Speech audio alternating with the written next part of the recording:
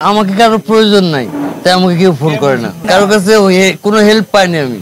প্রদর্শনের পর থেকে তো স্টেজ করে জনপ্রিয়তা, আর এই স্টেজকে সবচেয়ে বেশি মিস করছি। সবচেয়ে বেশি মানে যখন একা একা থাকতেন কি ভাবতেন, কি দেখতেন মনের মধ্যে? আমি যখন একা একা থাকতাম তো আর মনের মধ্যে কোনো কিছু মানে উদয় হওয়ার মতো কিছু থাকতো না।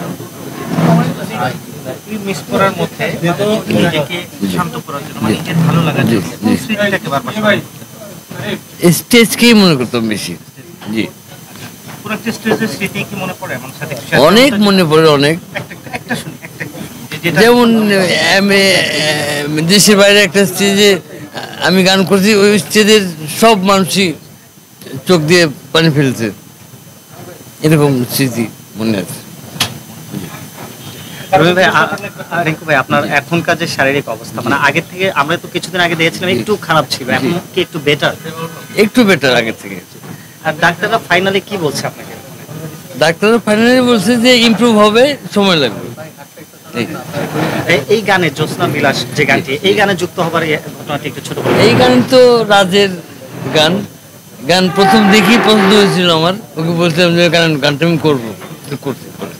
যেহেতু অসুস্থ ছিলেন, এই রেকর্ডিং এর সময় কোনো অসুবিধা হয়েছে না? ও তখন ছিল, তখন মানে এই 3 বার স্ট্রোক হওয়ার আগে, তখন একবার স্ট্রোক হয়েছিল। সময়ের ভেতর জনপ্রিয়তা পেয়েছিলেন, আপনার আশেপাশে কিন্তু অনেক মানুষ ছিল, আপনার পাশে অনেক বন্ধু ছিল, তারা কি আপনার খোঁজ খবর নেয় এখন? না, কেউ খোঁজ খবর নেয় না, এটাই কষ্ট লাগে। কেউ খোঁজ খবর নেয় না, কেউ না। যাদের গান করেছেন, হিট দিয়েছেন, যাদেরকে অনেক অর্থ এনে দিয়েছেন, সেরকম কোনো না, কারো কাছে কোনো হেল্প, কারো কাছে কোনো হেল্প পাইনি আমি। কোনো আক্ষেপ আছে? কোনো আক্ষেপ নাই আমার, কোনো আক্ষেপ নাই। জি,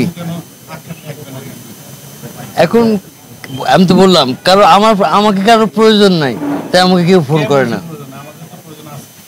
দর্শক ভক্তরা আপনাকে তো ভালোবাসে, কিন্তু আমার মনে হয় তাই। কয়েকজন লাইভ করেছি, সেই লাইভে কিন্তু দেশেরও অনেক মানুষ তারা কমেন্ট করছিল যে হচ্ছে রিঙ্কু ভাই আপনাকে আবারও দেখতে চাই, আপনার কেন মনে হয়? ডাক্তারের নিষেধ আছে, আপনারা চান একদম দর্শক ভক্তদের উদ্দেশ্যে একটু বলে সবাই আপনাকে ভালোবাসে। যারা আমার গান শুনতেন আগে, তারা আবার শুনুন, আমি চেষ্টা করছি গাওয়ার, যদি ভালো লাগে তো গান শুনবেন। জি, আচ্ছা, শেষ প্রশ্ন করুন। জি, না না, আমি সরকারি সাহায্য চাই না, দরকার নেই। না না, আমি বলতে চাচ্ছি না, দরকার নেই। থ্যাংক ইউ রিঙ্কু ভাই। ওকে ভাইয়া, ধন্যবাদ।